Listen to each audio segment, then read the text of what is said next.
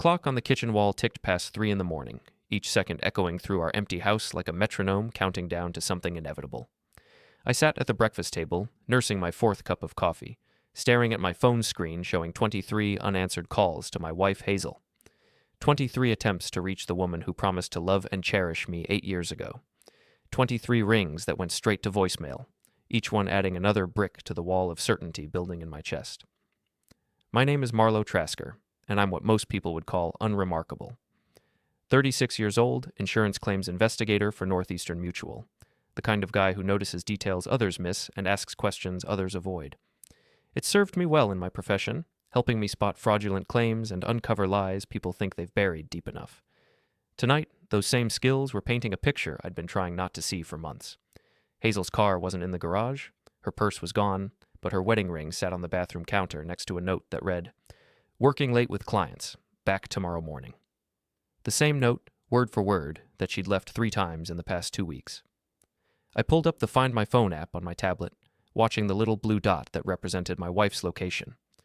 For the past 6 hours, it had been stationary at an address I recognized, Lena Morell's downtown apartment building. Lena, Hazel's supposed best friend since college. Lena, who always seemed to have just the right amount of sympathy whenever Hazel complained about our marriage.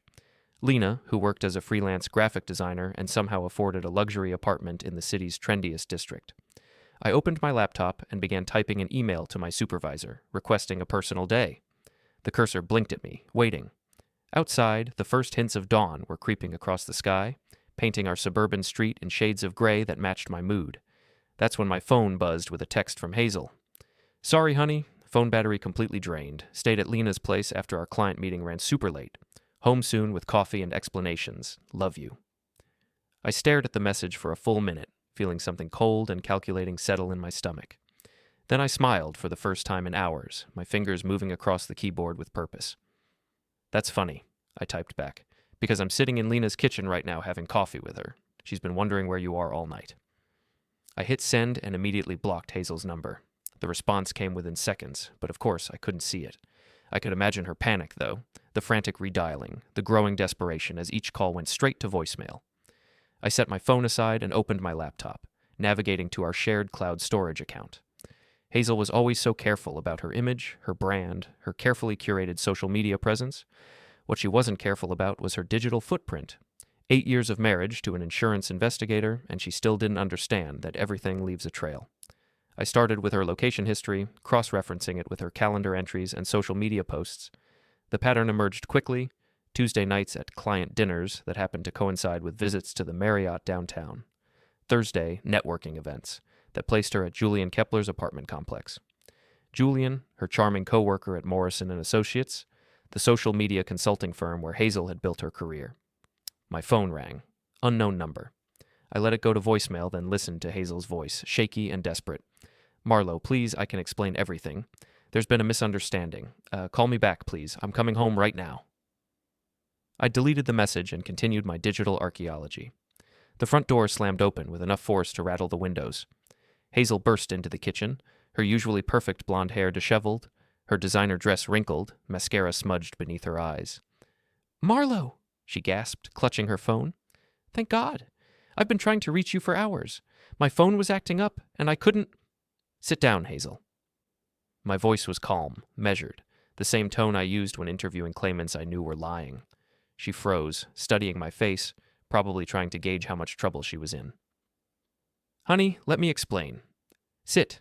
Down." She sank into the chair across from me, her hands trembling as she placed her phone on the table. I noticed she'd turned it face down. "So," I said, leaning back in my chair, "how was your evening with Julian?" The color drained from her face. "I don't know what you mean. I was with Lena working on the Henderson campaign. Lena's been in Boston since Monday, visiting her sister. Posted about it extensively on Instagram. But you already knew that, didn't you?" Hazel's mouth opened and closed like a fish gasping for air. I almost felt sorry for her. Almost. "Here's what actually happened," I continued, opening my laptop and turning it toward her. "At 6:30 yesterday evening, you texted Julian from the parking garage of his apartment building. At 6:45, your location services show you entering his building. You stayed there until 2:15 this morning. Before we dive deeper into this story, I have one small request. Please subscribe, drop a like, comment, and hit that hype button to boost this channel so more people can discover these incredible Reddit stories. Her eyes widened as she stared at the screen showing her own location history, time-stamped and color-coded. Marlow, please, it's not what you think? Then at 2:30, you drove to that all-night diner on Maple Street. Probably needed time to think, to come up with a story. You sat there for an hour, judging by your phone's GPS data, before finally coming home. I closed the laptop and leaned forward, studying her face. The only thing I can't figure out is why you bothered lying about Lena. Did you think I wouldn't check? Or do you just have so little respect for my intelligence that you figured any story would do? Tears started flowing down her cheeks, but I'd seen Hazel cry before. She was good at it, knew exactly how to tilt her head to catch the light, how to let her lower lip tremble just enough to inspire sympathy. It's not like that, she whispered. Julian and I, we're just friends. We were working on a presentation for the Morrison account, and we lost track of time.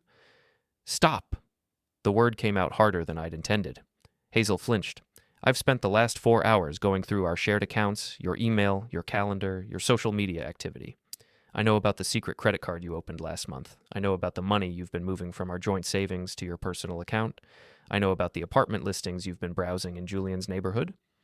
Each revelation hit her like a physical blow. She gripped the edge of the table, her knuckles white. And I know, I said, pulling out my phone and opening the voice memo app. About this. I hit play, and Julian's voice filled the kitchen. Can't keep doing this, Hazel. Either you leave him, or we're done. I'm not going to be your secret forever. Then Hazel's voice, sultry and confident. Baby, I told you, I'm working on it. The money situation is complicated, but once I figure out how to access his retirement accounts... I stopped the recording. Hazel stared at me in horror. You recorded us? Your phone recorded you. Automatic backup to the cloud, remember? The family plan we set up so we'd never lose important conversations. I smiled without humor. Turns out this one was pretty important.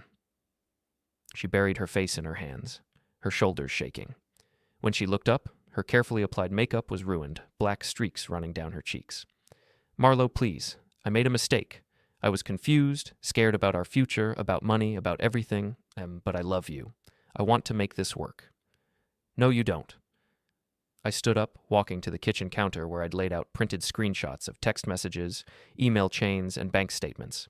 The evidence of her betrayal, organized chronologically like a case file. You want to make this convenient. You want me to forgive you so you can keep planning your exit strategy without the messy complications of a contested divorce. You want to keep access to our joint accounts while you set up your new life with Julian. I turned back to her, and for the first time since she'd walked in, I let her see the anger I'd been keeping carefully controlled. But here's the thing, Hazel. I'm not going to make this convenient for you. I'm not going to quietly disappear so you can play the victim to your friends and followers. I'm not going to let you walk away with half of everything I've worked for while you were busy planning your betrayal. She stood up, desperation replacing the tears. What are you saying? I opened my laptop again, navigating to Hazel's Instagram account.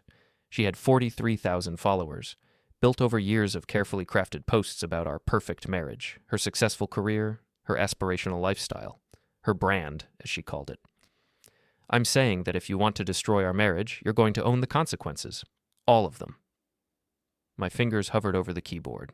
I'd already prepared the post, complete with screenshots and timestamps. One click would send it to all 43,000 of her followers, along with her professional contacts, her clients, and everyone in her carefully constructed social network. Marlow, no, please. You don't understand what this would do to my career, my reputation. I understand perfectly. I met her eyes, letting her see the cold calculation there. That's exactly the point. She lunged for the laptop, but I was ready for her. I closed it and stood up, holding it out of her reach. Here's how this is going to work, I said. You're going to pack your things and leave. You're going to move in with Julian, since that's what you want anyway. And you're going to explain to everyone exactly why our marriage ended. And if I don't?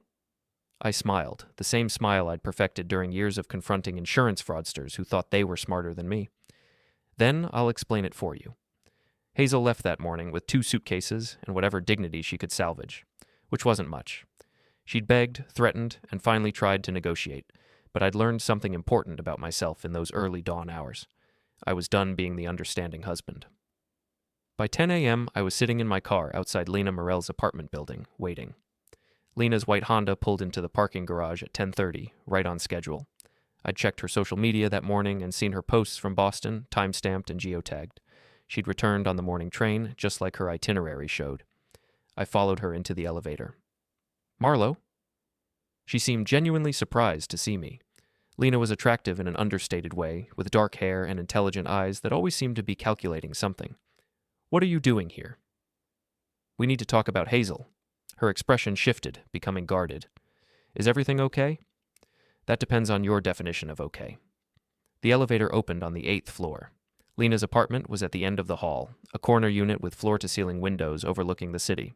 She'd always been vague about how she afforded it on a freelancer's income.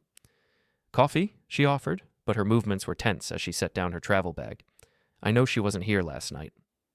Lena froze with her back to me, her hand on the coffee maker. When she turned around, her face had composed itself into an expression of confused concern. "What do you mean? Hazel said she was working late." "She was with Julian Kepler, all night." I watched Lena's face carefully. There was surprise there, but not the kind you'd expect from a best friend learning about a betrayal. This was the surprise of someone whose careful plans had been discovered. "I don't understand," she said slowly. "Sure you do." I settled into her expensive leather couch, making myself comfortable. "You've been covering for her for months. The question is why?" Lena poured herself coffee with hands that weren't quite steady. "Marlow, I think you're confused. Hazel loves you. She talks about you all the time. She talks about leaving me all the time. There's a difference." I pulled out my phone and opened the folder I'd created that morning, filled with screenshots and recordings. "Want to hear what she really says about me? About our marriage? About her plans?" Lena's coffee mug stopped halfway to her lips. "See, the thing about Hazel is that she's always been careless with technology. Automatic backups, location sharing, cloud storage. She never bothered to learn how any of it actually works." I scrolled through the evidence I'd compiled, but she trusts her best friend completely, tells her everything. "I don't know what you're implying." "I'm not implying anything. I'm stating facts." I stood up, walking to her window. The view was impressive, worth the premium rent she somehow managed to pay. "Hazel's been planning to leave me for 6 months. She's been moving money, looking for apartments, building a case for why she deserves half of everything in a divorce." I turned back to Lena, who was gripping her coffee mug like a lifeline. "And you've been helping her every step of the way. The question is what you're getting out of it." Lena set down her mug and crossed her arms. "You're paranoid, Marlow. Hazel made a mistake, maybe, but she's not some calculating—" "She recorded a conversation with Julian last week. Want to hear it?" The color drained from Lena's face. I hit play on the audio file. Hazel's voice filled the apartment. "Lena thinks I should wait until after his next promotion to file. Better settlement that way. She's been researching divorce attorneys, found one who specializes in cases where the husband tries to hide assets." Then Julian's voice. "Your friend is smarter than I gave her credit for. And Hazel again? She's been through this herself. Took her ex for everything he was worth." I stopped the recording. Lena was staring at me with undisguised hostility now. The pretense finally dropped. "So that's how you afford this place," I said. "Divorce settlement. And now you're helping Hazel do the same thing to me." "Hazel deserves better than you," Lena said quietly. "She's wasted 8 years of her life on a man who doesn't appreciate her, doesn't support her dreams." "Doesn't support her dreams?" I laughed, but there was no humor in it. "I've supported her through 3 career changes, paid for her social media courses, her networking events, her equipment. I've been her photographer, her accountant, her biggest cheerleader. And you've resented every minute of it." "No, Lena. I resented being lied to. I resented being treated like an obstacle to overcome instead of a partner to include. I resented finding out that my wife was planning to destroy my life with help from her bitter friend who sees every marriage as a financial opportunity." Lena's mask slipped completely. "You have no idea what you're talking about." "Don't I?" I pulled up another recording on my phone. "This is from 3 weeks ago. Hazel called you after we had dinner with my parents." Hazel's voice. "I can't stand another evening of pretending to care about his boring family and their boring stories. Lena, I need out of this marriage before I lose my mind." And Lena's response. "Patience, honey. We've come too far to rush this now. Stick to the plan." I stopped the recording and looked at Lena. "What plan exactly?" She was quiet for a long moment, staring out the window at the city below. When she spoke, her voice was different. Harder, more honest. "You want to know the truth, Marlow? Fine. Hazel's been miserable for years, but she was too scared to leave because she didn't think she could make it on her own. So yes, I helped her see that she had options. I helped her understand her rights." "You helped her plan a betrayal." I helped her find the courage to take what she's earned. 8 years of marriage, 8 years of building a life together. She's entitled to half of everything, including your retirement accounts and the equity in your house. I nodded slowly. And what's your cut of the settlement? Lena's eyes flashed with anger. It's not like that. Isn't it? Because I've been doing some research of my own this morning. Turns out you've been quite busy lately. 3 different women in the past 2 years, all recent divorcees, all clients of yours who suddenly needed graphic design work right after their settlements came through. I pulled up my phone again, showing her the screenshots I'd taken. Jennifer Walsh, divorced last spring, hired you to design a logo for her new business, paid you $15,000 for work that should have cost maybe $2,000. Michelle Torres, divorced 6 months ago, same pattern. And Rebecca Chen, stop. You're running a divorce consulting business, aren't you? Help women plan their exits, connect them with lawyers, provide emotional support, then cash in when they get their settlements. Brilliant, really. Predatory, but brilliant. Lena was quiet for a long moment. When she looked at me again, there was something like respect in her eyes. You're smarter than Hazel gave you credit for. Hazel's not as smart as you gave her credit for. She left a trail a blind person could follow. I stood up, pocketing my phone. Here's what's going to happen, Lena. You're going to call Hazel and tell her you can't help her anymore. You're going to recommend she find herself a good therapist instead of a divorce attorney. And you're going to stay out of my marriage. And if I don't? I smiled. Then I'm going to have a very interesting conversation with Jennifer Walsh, Michelle Torres, and Rebecca Chen about exactly how much they paid for your services. I'm also going to have a chat with the IRS about your unreported consulting income. Lena's face went pale. You can't prove anything. I don't have to prove anything to destroy your reputation, just like you don't have to prove anything to destroy mine. I headed for the door, then paused. The difference is, I actually have evidence. I left her standing in her expensive apartment, staring out at the city she'd built her schemes around. By the time I reached my car, my phone was buzzing with a text from an unknown number. It was Hazel. Lena told me what you said to her. We need to talk. I typed back, no, we don't. Then I drove to the hardware store. I had work to do. The garage had always been Hazel's domain when it came to her business. Ring lights, camera equipment, backdrop stands, boxes of products she'd been paid to promote on social media, her entire influencer setup, worth thousands of dollars, organized with the same meticulous care she applied to her online image. I started with the ring lights. The sledgehammer felt good in my hands, solid and purposeful. The first light exploded in a shower of glass and plastic, the sound echoing off the garage walls like a gunshot. The second one crumpled like tin foil. The camera equipment was next. Professional-grade stuff, the kind Hazel had insisted we needed to invest in her future. I'd paid for it all, of course. Every lens, every tripod, every expensive accessory that was supposed to take her career to the next level. By the time I finished, the garage looked like an electronics graveyard. Twisted metal, shattered glass, and broken dreams scattered across the concrete floor. I swept it all into garbage bags, then loaded them into my truck. The dump was busy for a Tuesday afternoon. I paid the fee and watched as years of Hazel's carefully curated equipment disappeared into the municipal waste system. It felt like a baptism. My phone rang as I was driving home. Hazel's number, calling from Julian's phone. You destroyed my equipment, she said without preamble. Her voice was shaky with rage and disbelief. I disposed of equipment I paid for. There's a difference. Marlow, that was worth over $10,000. Then you should have thought about that before you decided to throw away an 8-year marriage. I could hear Julian's voice in the background telling her to hang up, to call a lawyer. But Hazel wasn't done. You can't do this. You can't just destroy my livelihood because you're angry. I can do whatever I want with my property, Hazel, just like you did whatever you wanted with my trust. This is insane. You're acting like a crazy person. No, I'm acting like someone who's tired of being taken advantage of. There's a difference. I hung up and drove to the Iron Mug, a dive bar on the south side of town where I'd been meeting my old colleague Frankie for drinks since we'd worked together at the newspaper 5 years ago. Frankie was already there, nursing a beer and watching the game on the bar's ancient television. You look like hell, he said as I slid onto the stool next to him. Feel worse than I look. Hazel? Hazel. Frankie signaled the bartender for another round. He was one of the few people who'd never been charmed by my wife's social media persona, probably because he'd been married and divorced twice himself. Want to talk about it? So I told him. Everything. The lies, the betrayal, the planning, Lena's involvement.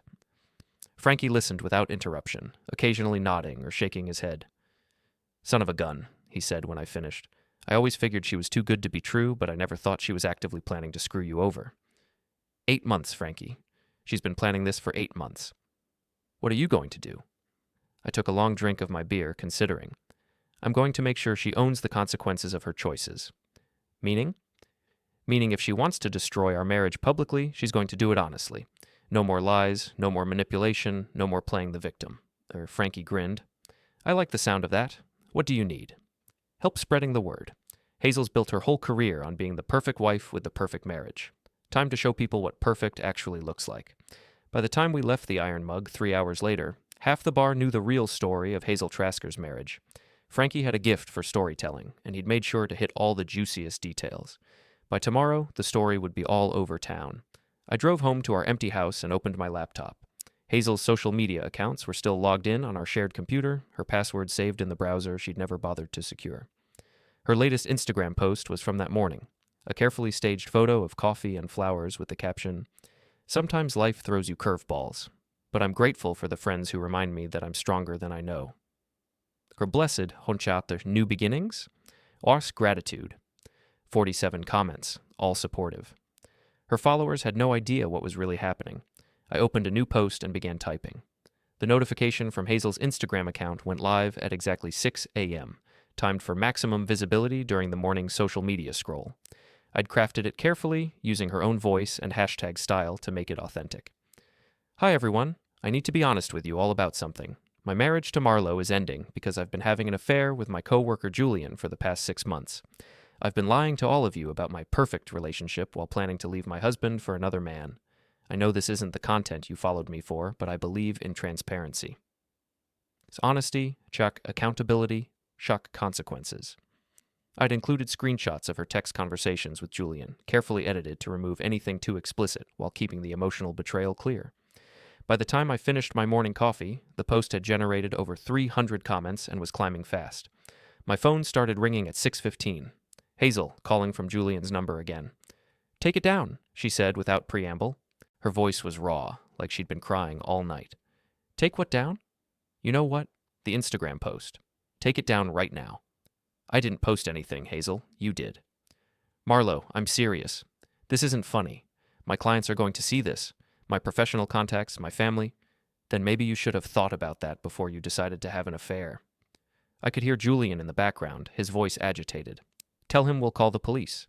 This is harassment, identity theft." "Julian thinks this is identity theft," I said calmly. "But it's your account, your photos, your words. I just helped you tell the truth for once." "Please," Hazel's voice cracked. "Marlow, please. I'll do anything. I'll come home, we can work this out, go to counseling." "No, we can't. You made your choice 6 months ago. Now you get to live with it." I hung up and checked the post again. 500 comments now, and the story was being shared across other platforms. Several of her professional contacts had already commented, expressing shock and disappointment. My phone buzzed with a text from an unknown number. "This is Julian Kepler. We need to talk. Meet me at my office parking garage at noon, or I'm calling the police." I smiled and typed back, "See you at noon." Julian worked at Morrison & Associates, a mid-sized marketing firm downtown. Their office building had a public parking garage, security cameras, and plenty of witnesses. Perfect for the conversation I'd been looking forward to having. I arrived early and positioned myself near the elevator bank where Julian would have to pass. He showed up at exactly noon, looking like he hadn't slept much. His usually perfect hair was disheveled, his expensive suit wrinkled. "Trasker," he said, spotting me immediately. "Julian, you look terrible." "Cut the crap. What do you want?"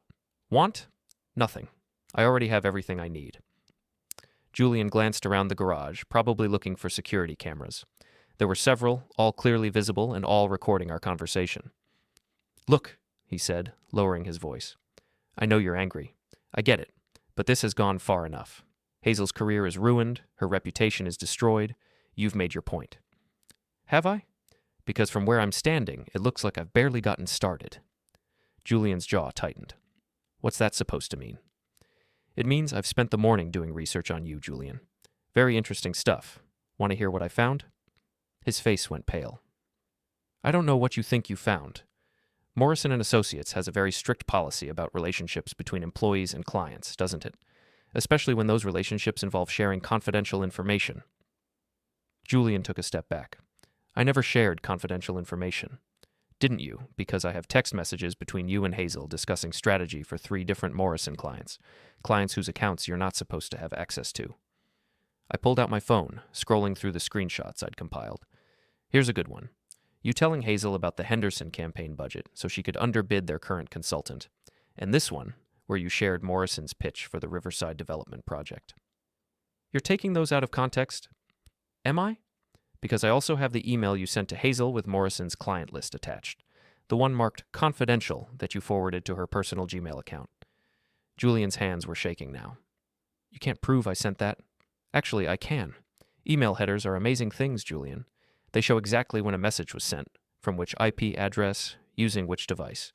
Your company laptop, from your office during business hours. I stepped closer, keeping my voice conversational. How do you think your bosses are going to react when they find out you've been sharing confidential client information with your girlfriend? Especially when they realize she's been using that information to steal business from Morrison's clients? You wouldn't.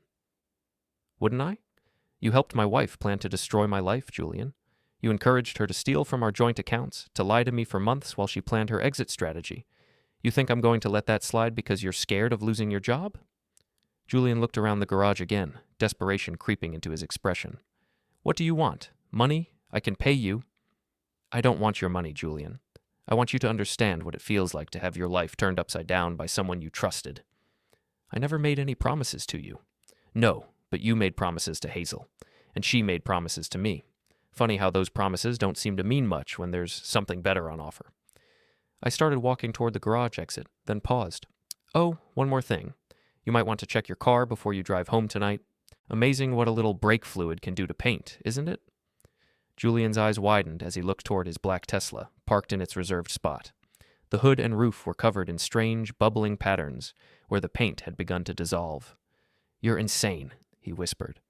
No, Julian, I'm thorough. I left him standing in the garage, staring at his ruined car. The brake fluid trick was an old one I'd learned from Frankie, who'd used it on a cheating girlfriend's car years ago. Completely legal.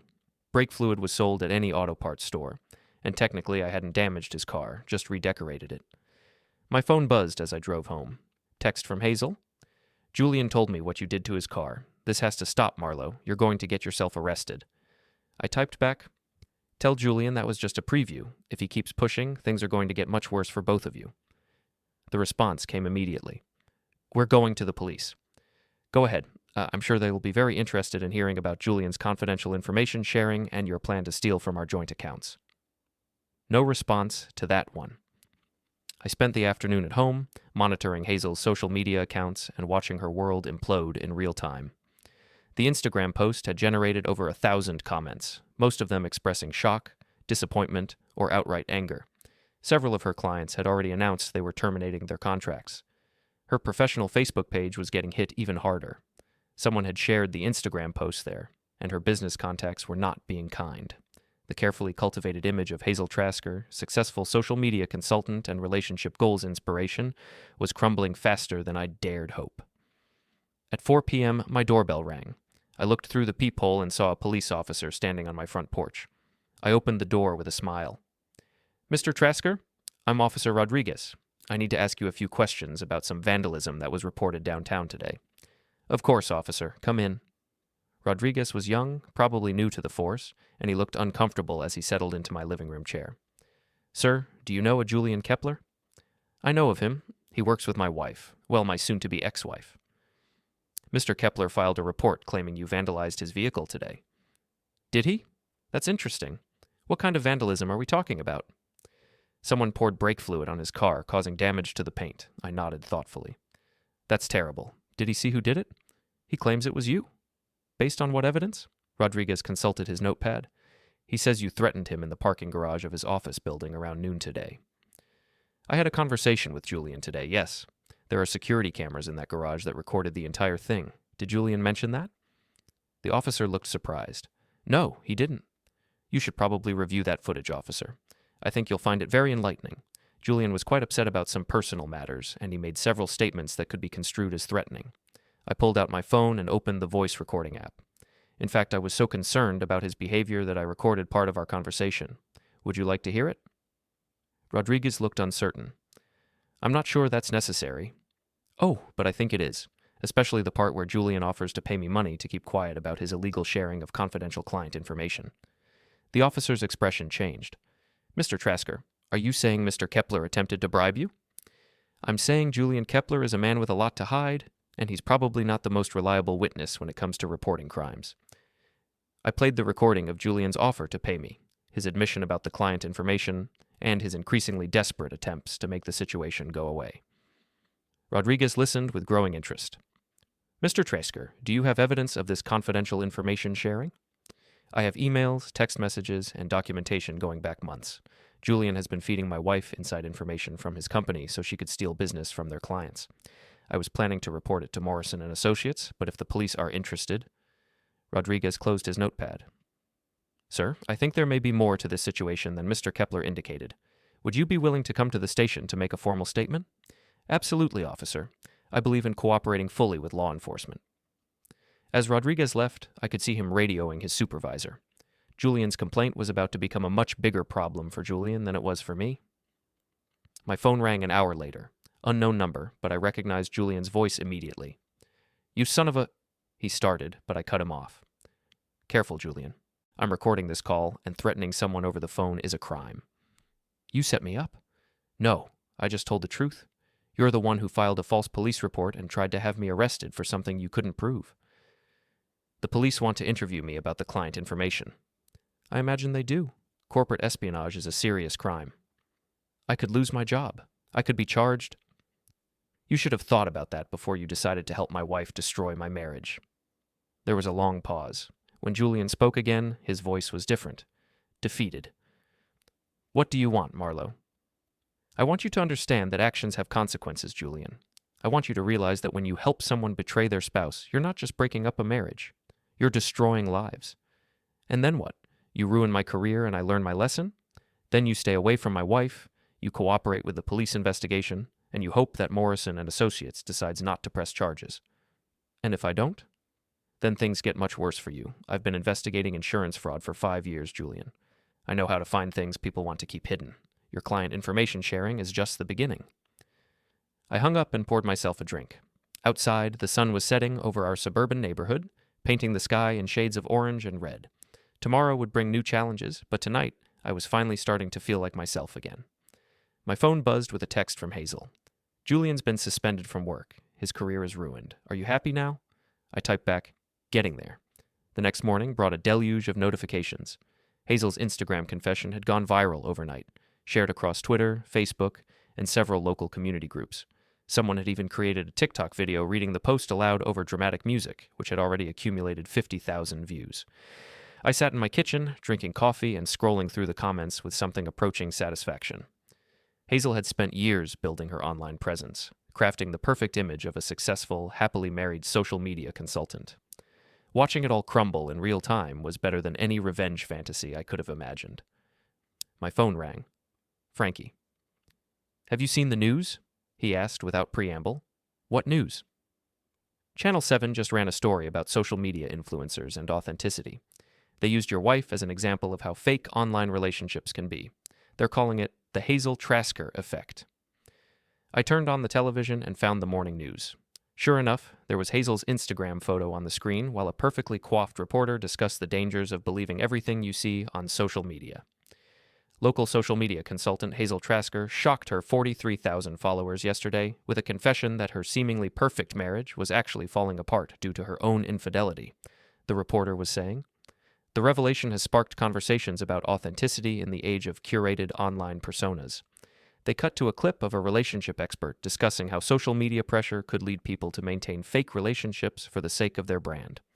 Then back to the reporter. Trasker's clients have been dropping her throughout the day, with several local businesses expressing concern about being associated with what they're calling deceptive marketing practices. I turned off the television and checked Hazel's business accounts. Her client roster, which had been the foundation of her career, was evaporating. The Henderson Group had posted a public statement distancing themselves from her services. Riverside Development had canceled their contract. Even smaller clients were jumping ship, afraid of being associated with the scandal. My phone buzzed with a text from an unknown number. "This is Lena. We need to talk. Meet me at Riverside Park at 2 p.m. I typed back, "Why would I want to talk to you?" "Because I have information you need to hear, about Hazel's plans, about what she's going to do next." Interesting. I agreed to meet her. Riverside Park was busy for a Wednesday afternoon. Families with children, joggers, couples walking dogs. I found Lena sitting on a bench overlooking the river, looking nothing like the confident woman I'd confronted in her apartment the day before. "You look terrible," I said, settling beside her. "Thanks. You look pretty pleased with yourself." "I have reason to be." Lena stared out at the water for a moment before speaking. "Hazel's planning something. She's not going to just disappear quietly like you think." "What kind of something?" "She's going to fight back, publicly. She's planning to accuse you of abuse, of controlling behavior, of manipulating her social media accounts without her consent." I laughed. "Let her try. I have recordings of everything, timestamps, evidence of her affair and her financial planning. If she wants to make this a public battle, she's going to lose. She doesn't care about losing anymore, Marlow. She cares about taking you down with her." Something in Lena's tone made me pay closer attention. "What aren't you telling me?" "She's been documenting things. Taking photos, saving text messages, building a case that you've been psychologically abusive throughout your marriage. She's going to claim that her affair was an escape from a controlling relationship." "That's ridiculous. Anyone who knows us, anyone who knows you, knows the public version of your relationship. But Hazel's good at spinning stories, and she's desperate. She's going to paint herself as the victim of a manipulative husband who destroyed her career out of spite." I studied Lena's face, trying to read her motivations. "Why are you telling me this? Yesterday you were helping her plan my destruction. Yesterday I thought she was just another unhappy wife looking for an exit strategy. Today I realized she's something else entirely." "Which is?" "Dangerous. To both of us."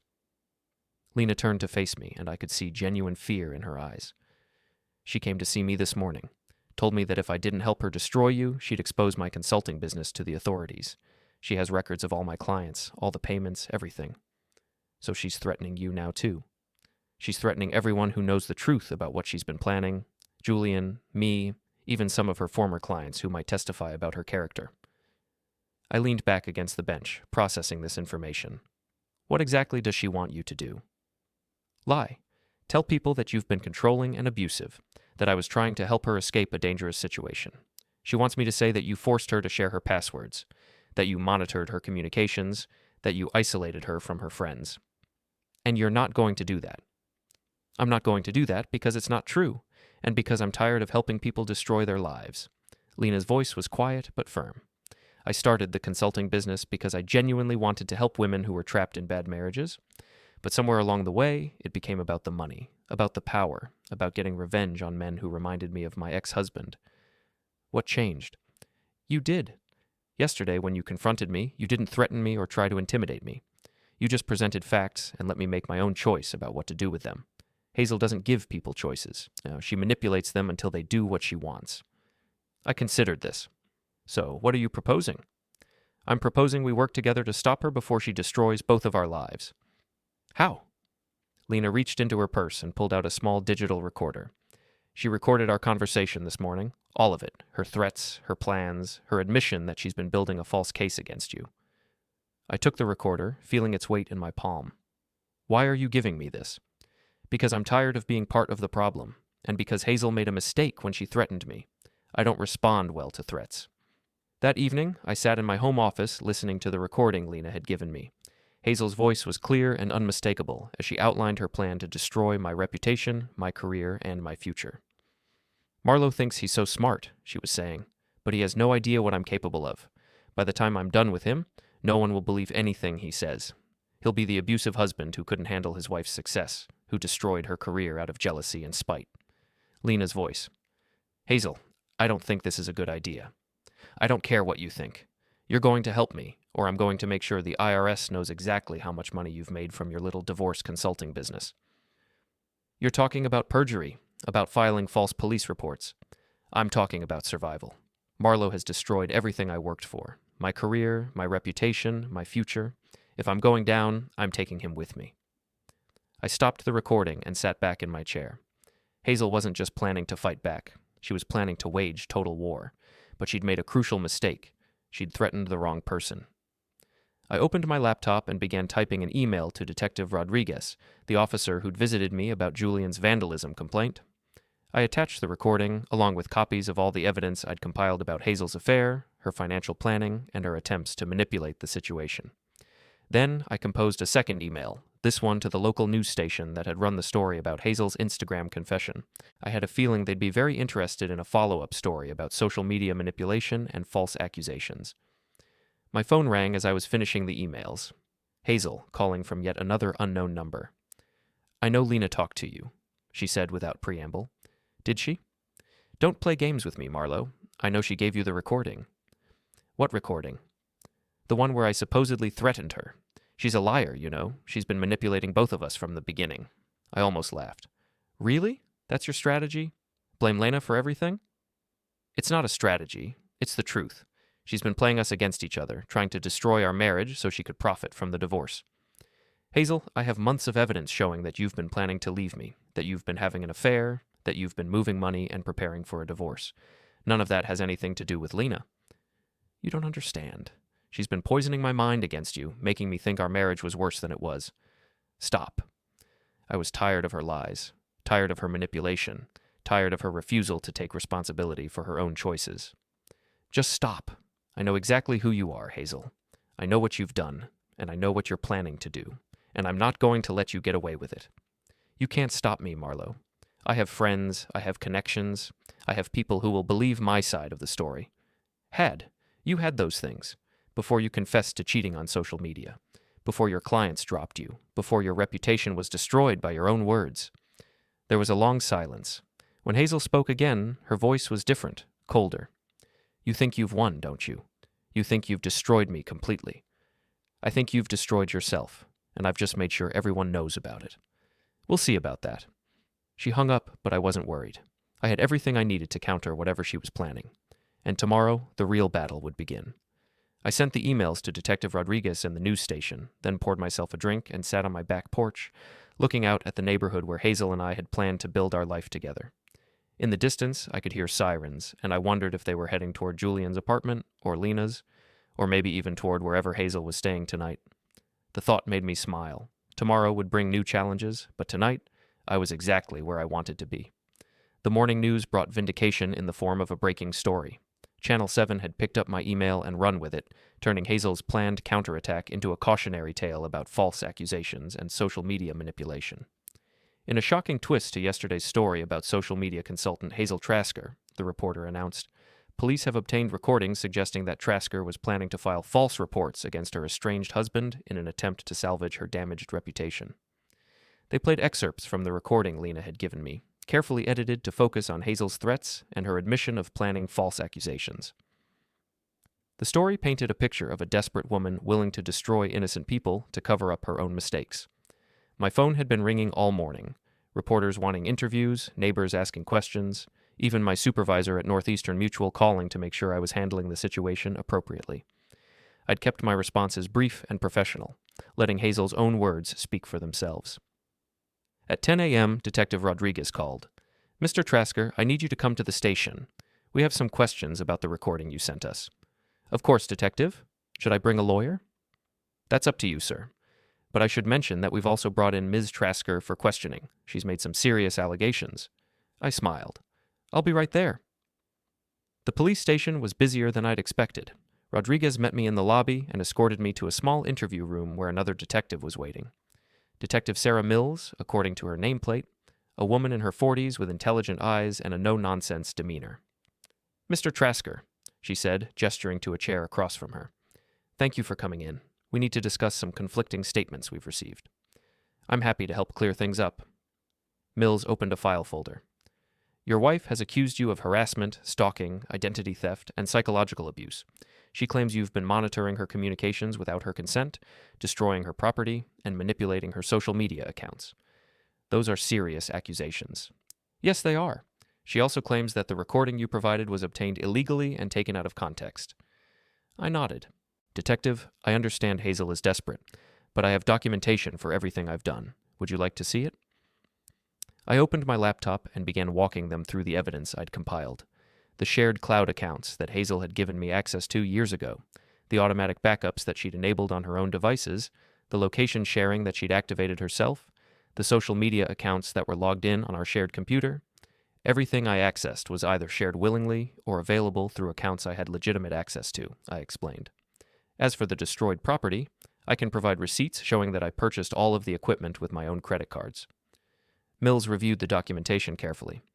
What about the social media posts? Your wife claims you impersonated her online. I posted from her account using passwords she'd saved on our shared computer.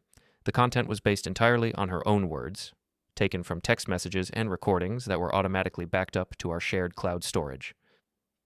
And the recording of her conversation with Lena Morell? Ms. Morell provided that recording voluntarily after Hazel threatened her. I believe she's already spoken with your officers about that. Rodriguez nodded. Ms. Morell came in yesterday evening.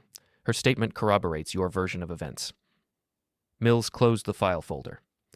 Mr. Trasker, your wife is claiming that you've orchestrated an elaborate campaign of harassment designed to destroy her career and reputation. Detective, my wife orchestrated an elaborate campaign to destroy our marriage while planning to steal half of everything I own. I simply made sure that her actions had consequences. By humiliating her publicly? By telling the truth publicly? There's a difference. Mills studied me for a moment. Some people might say that what you've done is disproportionate, that the punishment doesn't fit the crime.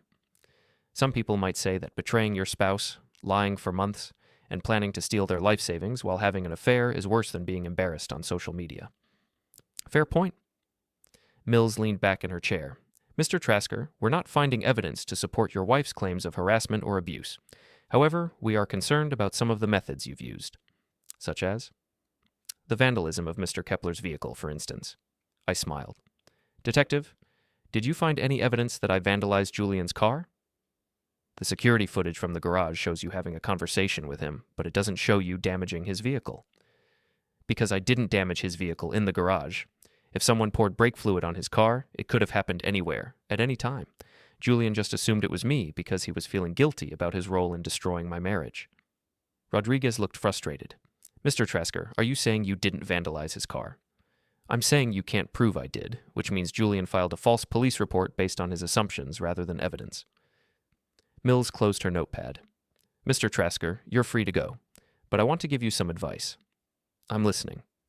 Your wife is talking about filing a civil lawsuit against you. Claims of intentional infliction of emotional distress, defamation, invasion of privacy. Even if she can't prove criminal harassment, she might be able to make a case in civil court. Let her try, detective. I have 8 months of documentation showing premeditation on her part, evidence of adultery, and proof that she was planning to defraud me in a divorce proceeding. If she wants to make this a legal battle, I'm ready. As I left the police station, I could see Hazel sitting in the lobby with a man I didn't recognize, probably her lawyer. She looked up as I passed, her eyes filled with a hatred so pure it was almost admirable. This isn't over, Marlow, she said loud enough for everyone to hear. I stopped and turned back to her. Yes, it is, Hazel. You just haven't accepted it yet. That afternoon, I received a call from a producer at Channel 7 asking if I'd be willing to do an on-camera interview about social media authenticity and the dangers of online deception. I declined politely, but I could tell the story was far from over in the media. My phone buzzed with a text from Lena. Hazel showed up at my apartment this morning with a lawyer. They're trying to get me to change my statement. I told them to leave. I typed back, "Are you okay?" "I'm fine, but I think you should know that she's not giving up. She's talking about going on television, doing interviews, trying to control the narrative. Let her. The more she talks, the more she'll contradict herself." That evening, I was proven right. Hazel appeared on the local evening news, interviewed by the same reporter who'd been covering the story. She looked polished and professional, her hair and makeup perfect, her expression carefully composed to suggest wounded dignity. "I want people to understand that I'm not the villain in this story," she said, looking directly into the camera. "Yes, I made mistakes in my marriage. Yes, I had an affair. But that doesn't justify the systematic campaign of harassment and humiliation that my husband has waged against me." The reporter asked about the recordings that had been released to police. "Those recordings were taken out of context," Hazel replied. "I was desperate, scared, trying to protect myself from a man who had already shown he was willing to destroy my career and reputation out of spite. But the recordings suggest you were planning to file false police reports. I was exploring my legal options. When someone is harassing and stalking you, you have to consider every avenue for protection. I turned off the television and opened my laptop. If Hazel wanted to play the victim on television, I was happy to provide some context for her performance. I uploaded the full, unedited recordings to a public file-sharing site, along with time-stamped documentation of everything that had happened over the past week. Then I shared the link on every social media platform I could think of with a simple message. The full story with complete documentation. Judge for yourself. Within hours, the link had been shared thousands of times. People were listening to the complete recordings, reading through the evidence, and drawing their own conclusions. The comments were overwhelmingly supportive of my position. "This woman is absolutely ruthless," one person wrote. "She planned this whole thing and then tried to play victim when it backfired." "The husband showed incredible restraint," wrote another. "I would have done much worse." My phone rang at 11 p.m. Hazel, calling from Julian's number again. "You've destroyed me," she said without preamble. Her voice was hollow, defeated. "No, Hazel, you destroyed yourself. I just made sure everyone could see it. I can't show my face anywhere. I can't get work, I can't go out in public, I can't even check my social media without seeing people talking about what a terrible person I am. Welcome to consequences. I hate you. I know, but you hated me 6 months ago when you started planning to leave me. You hated me when you were lying to my face every day while planning your affair. You hated me when you were stealing money from our joint accounts. The only difference now is that you're being honest about it." There was a long silence. When she spoke again, her voice was barely a whisper. "What do you want from me, Marlow? What will it take for you to stop? I want you to disappear, Hazel. I want you to take whatever's left of your life and go somewhere far away where I never have to see you or think about you again. And if I do that, you'll leave me alone. I'll leave you alone when you stop being a threat to me. When you stop trying to destroy my life, stop filing false reports, stop giving interviews to reporters, when you accept that your actions have consequences and stop trying to blame everyone else for your choices. Fine, I'll go. I'll disappear. Just stop. Please." She hung up, and I sat in my empty house, feeling something I hadn't experienced in months. Peace. 3 days later, Frankie called to tell me that Hazel and Julian had both left town. Julian had resigned from Morrison & Associates rather than face the corporate investigation into his information sharing. Hazel had simply vanished, leaving no forwarding address. "Think she'll stay gone?" Frankie asked. "I think she's finally learned that actions have consequences," I replied. "And I think she's discovered that I'm much better at this game than she ever imagined." I never heard from Hazel again. Her social media accounts went silent, her business website disappeared, and her phone number was disconnected. It was as if she'd simply ceased to exist. 6 months later, I was sitting in the same kitchen where this all started, drinking my morning coffee and reading the newspaper. The house felt different now, lighter, cleaner, more like home than it had in years. My phone buzzed with a text from an unknown number. "I saw the news story about your wife. I'm going through something similar with my husband. Can we talk?" I deleted the message without responding. I'd learned everything I needed to know about revenge, consequences, and the price of betrayal. Some lessons, I decided, were best learned alone.